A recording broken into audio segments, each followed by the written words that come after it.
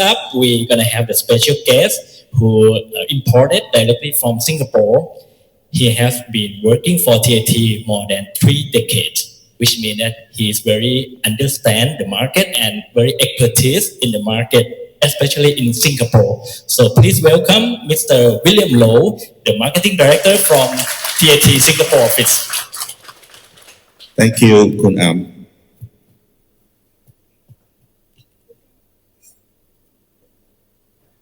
Thanks. Good morning, everyone. Okay, my slides is just to share some Singapore market insights. So at the same time, I also have 3 slides that's specific to Trad and Kok Chang. So just want to share the traveling habits and the Singapore market profile to let you all have a better understanding how the Singapore market goes.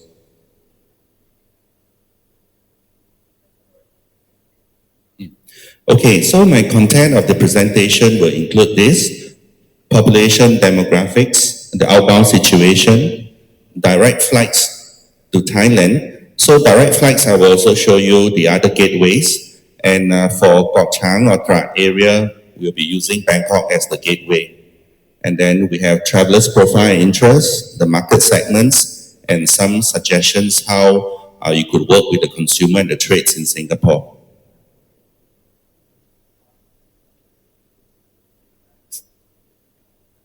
Okay, for the population segment, Singapore just a rather small country, so we just have about 6.04 million people, population as a whole. But in terms of residents population, meaning citizens and PR, we have like 4.18 million people. The rest of 1.83 are non-residents, meaning that they are expats or employment pass holders, work permit holders. Yeah, so those will make up 6.04 million population. So usually when we target the market, we will target the resident population. So in terms of ethnic composition, majority of the Singaporeans are Chinese. So we have about 74% Chinese in Singapore, followed by the next race, about 14% Malay, Indian 9%, and the other races. So being Chinese, most of the religion that we embrace is Taoism and Buddhism. So that constitutes a rather high 40% among all the population. And then next comes Christianity or Catholic, which is 18.9%, followed by Islam, 15.6%. The Islam community or Muslim nowadays, they are very affluent in Singapore. They can travel quite widely and quite often. So for those who have Muslim services, you all could highlight this to the Muslim community as well. But it's only the more senior Muslim, they are very strict in terms of halal certified restaurants and the food that they eat. The younger generation, as long as there's no pork and they understand the country's tourism facilities, they are all right and they travel quite widely as well. And then we have Hinduism 5% and the others make up to about 20%. Okay, this shows you the general outbound traffic from Singapore. On the average, since pre-COVID, the Singapore outbound yearly is about 10 million. And about 10%, 1 million of the tourists comes into Thailand. So that's quite a substantial traffic from Singapore to Thailand. 10% or 1 million every year. Okay, this shows the popularity of other destinations that Singaporeans go to. Being cross-border between Singapore and Malaysia, naturally it's the #1 country that they go to, and followed by Thailand. And the other countries will be, usually they are in the Asia area. We have South Korea, Japan, Hong Kong, Australia, Taiwan, and Vietnam. So the influence of the other destinations very much has to do with the airfare. Sometimes the further destinations, the airfare are actually cheaper than Thailand.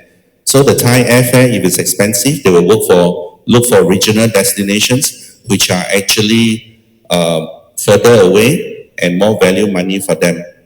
So it all depends on the season of travel as well. Most of the time, Singaporeans like to go places with cool climate.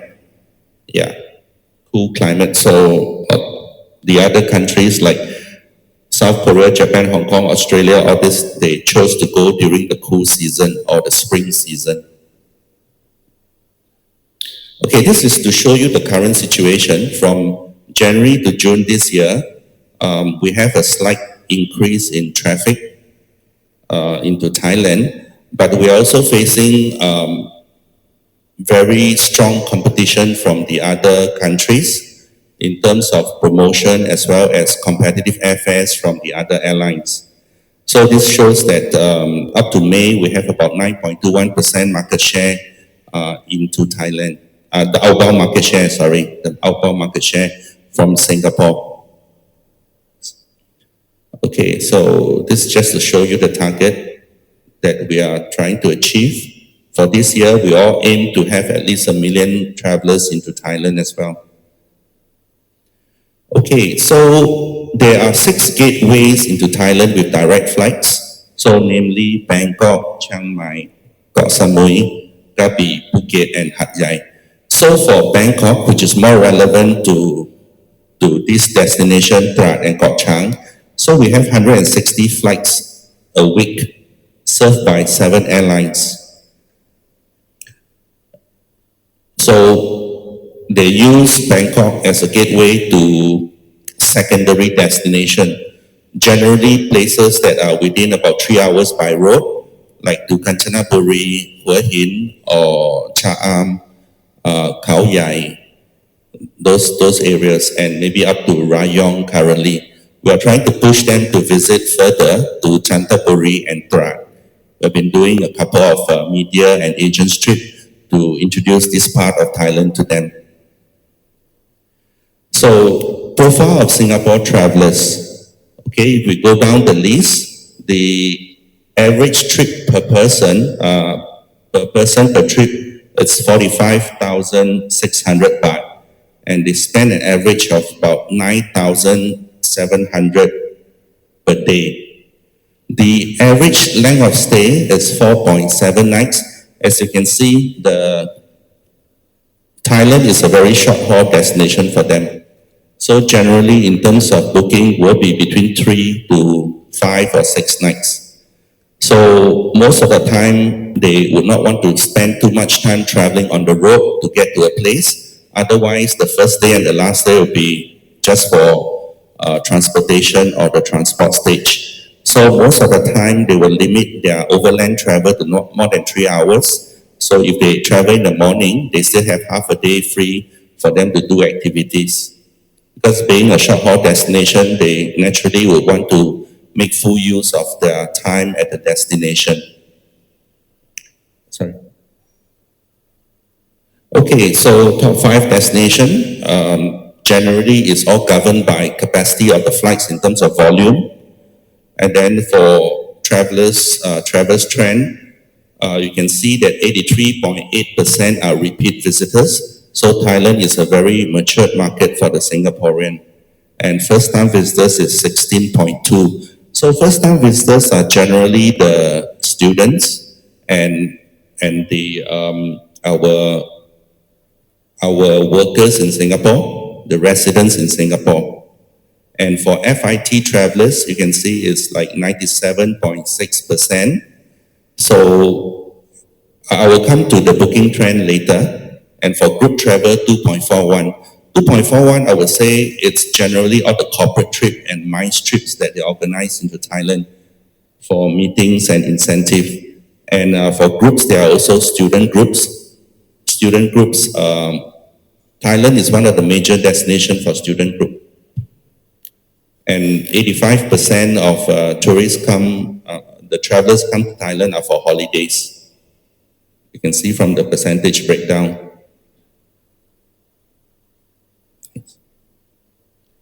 Okay, this just to show you some of the popular destinations in Thailand for the Singapore market. Bangkok, Phuket, Songkhla.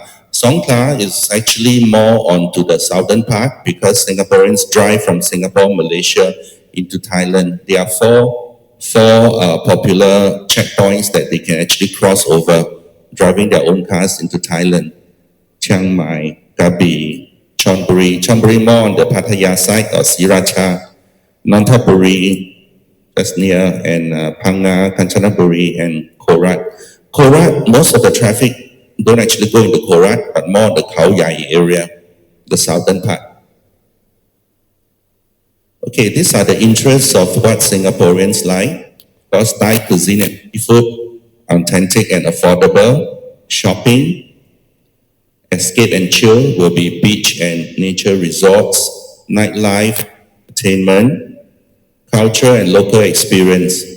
After COVID, more of the Singaporeans are actually immersing in local experience, hands-on, local community, CSR, health and wellness, spa and light aesthetics. They are not here for serious medical treatments, but more on the spa and on the beauty part of it.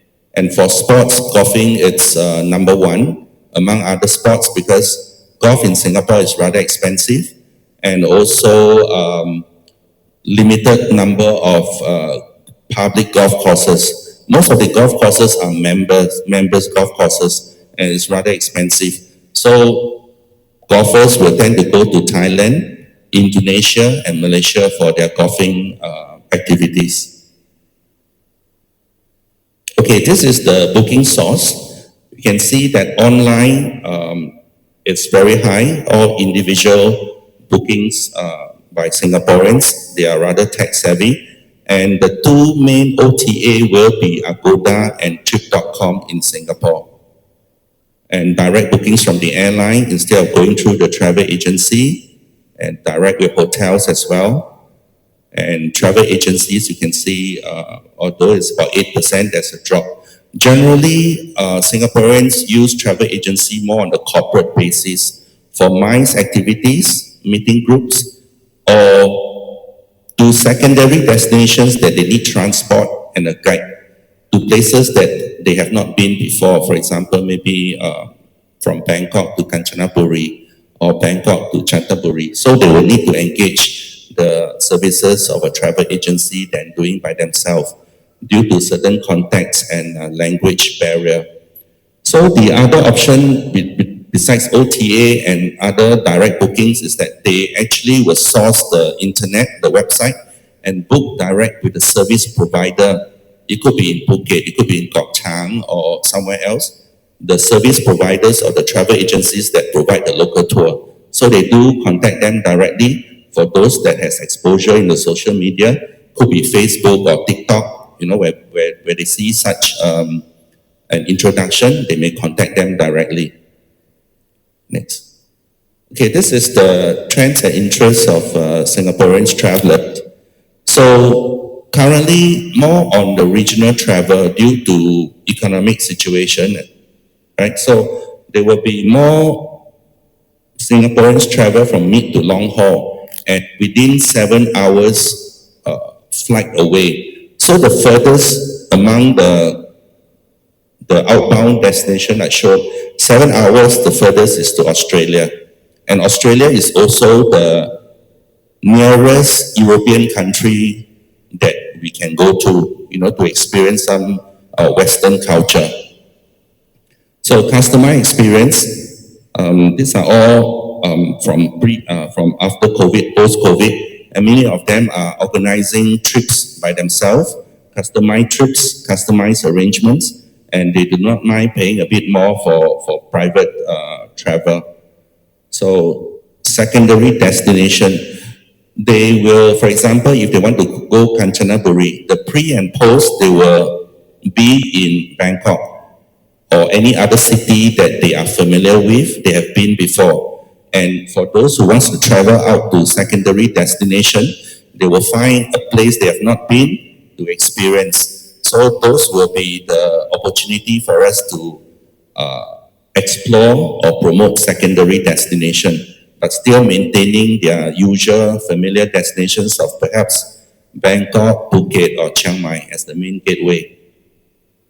Driving holidays. It's rather popular nowadays. We do have many motoring groups that drive from Singapore to southern part of Thailand up to Samui. They put their car across the ferry and go Samui, and also up to Ranong. So that's the southern part. But for those who could afford more time, they actually drove all the way to Chiang Mai or to Nong Khai. Some even crossed over the border to other parts of the Mekong sub-region like Vietnam and China. So fly drive, it's for those who has lesser time. They will fly to Chiang Mai, pick up the car, or fly to Bangkok and pick up the car, and do self-drive with the family or friends.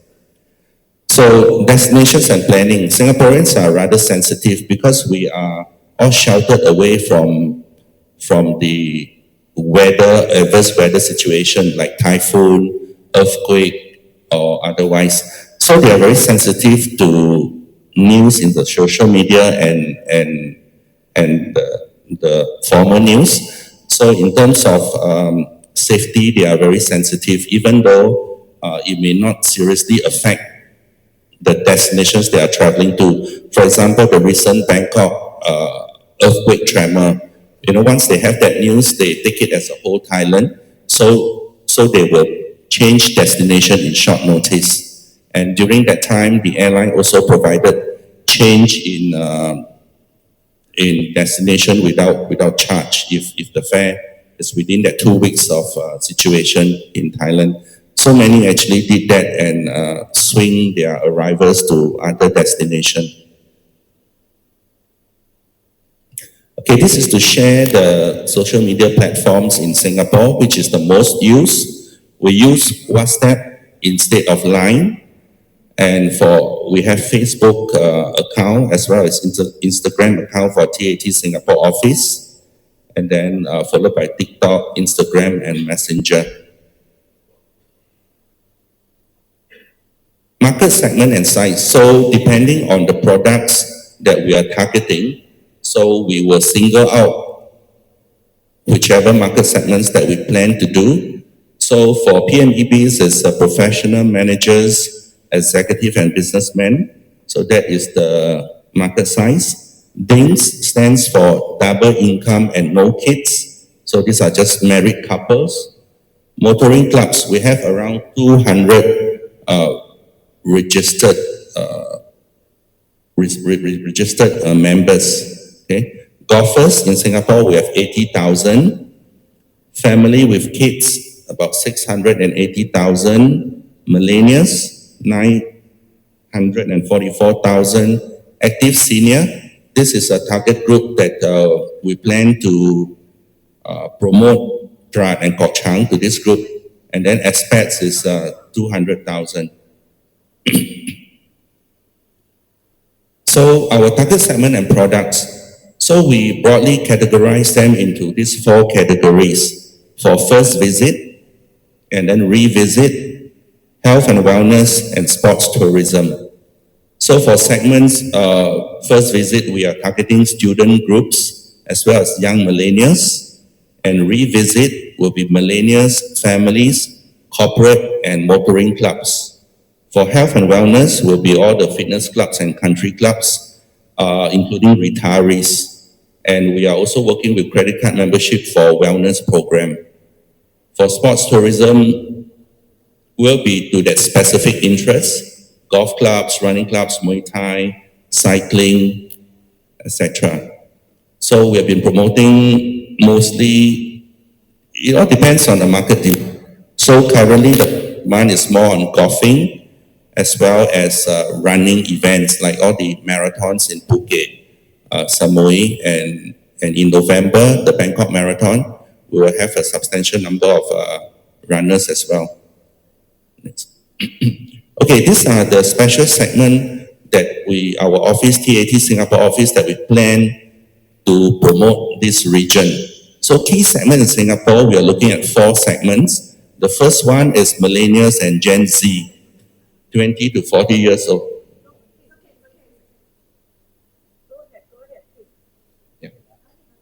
Okay, so this group valued experiences, ecotourism activities, and digital savvy, and they preferred nature-based and authentic travel. So the younger generation nowadays are more environment conscious. And number two is the dual income families, educational travel for kids, and comfort focus. Silver generation, the active senior, the health focus, wellness, and slow travel.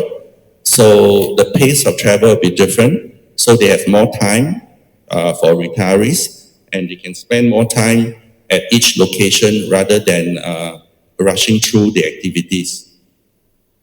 And for four will be the eco-conscious niche group. These are the more serious group of people that are more serious into conservation and also on volunteer tourism.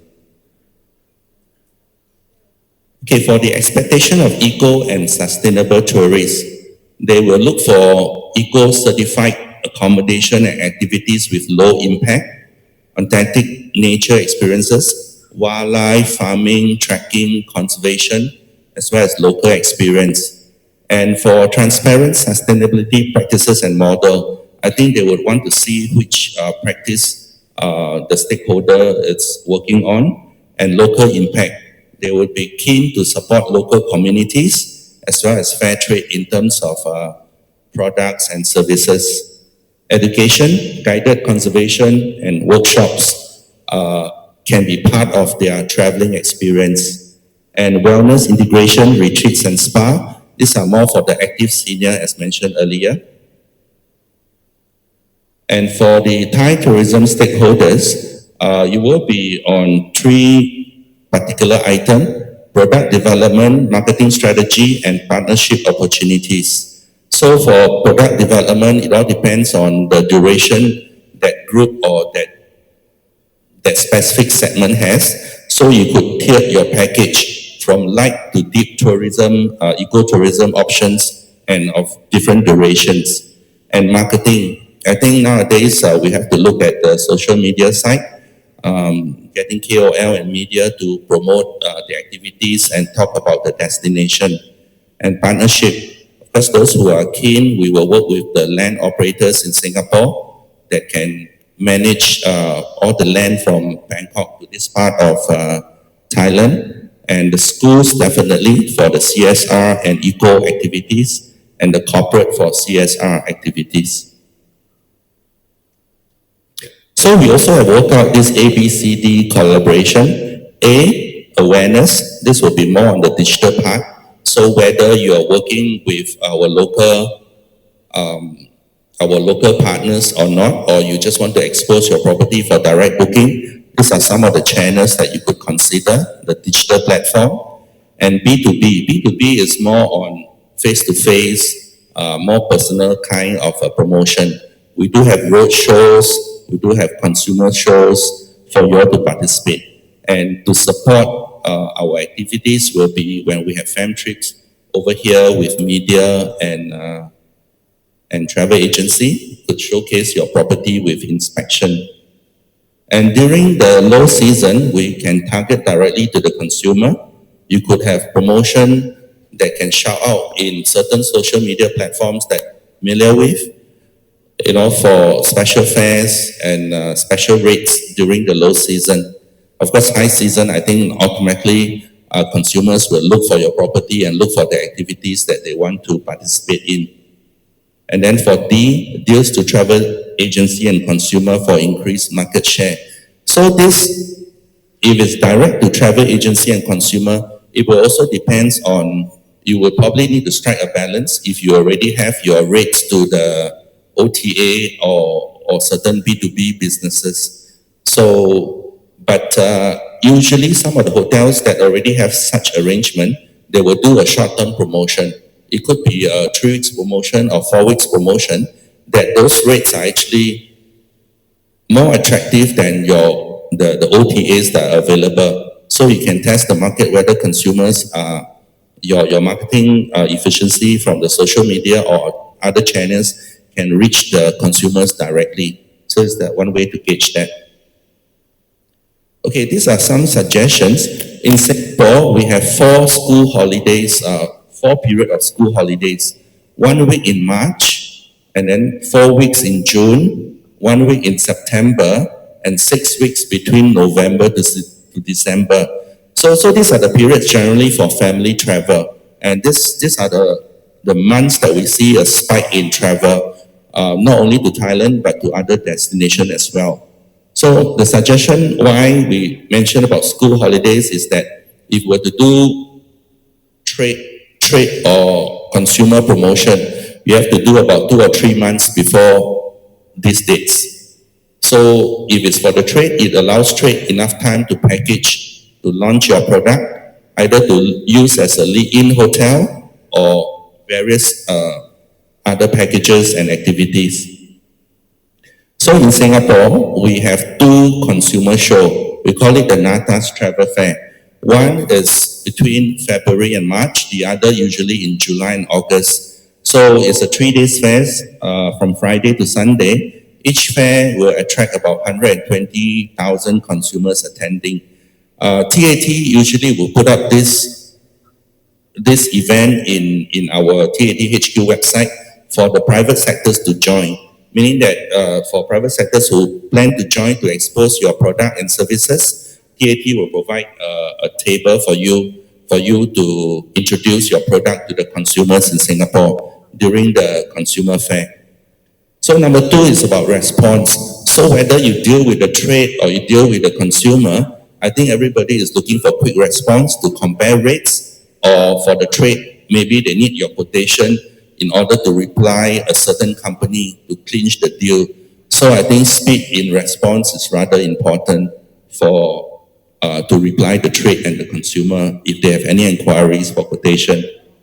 Refresh and rejuvenate. So using the gateways to introduce the secondary destinations. So that's what we are doing because of the matured nature of Singaporean travelers and being high repeat visitors, we need to maintain the numbers by introducing them new destination and products.